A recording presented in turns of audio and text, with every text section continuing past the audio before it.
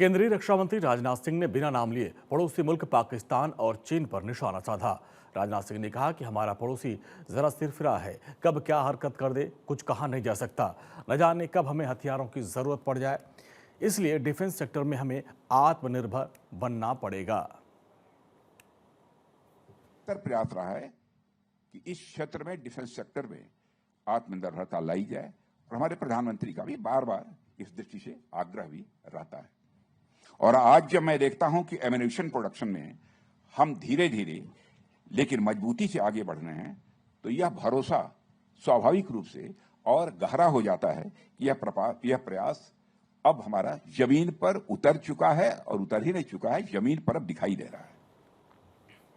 रक्षा मंत्री राजनाथ सिंह ने ये बातें नागपुर के मीडियम कैलिबर एम्यूनिशन मैन्युफैक्चरिंग के उद्घाटन के दौरान कही है। रक्षा मंत्री ने कहा कि डिफेंस मैन्युफैक्चरिंग सेक्टर में प्राइवेट सेक्टर की भूमिका कम से कम 50% तो होनी ही चाहिए।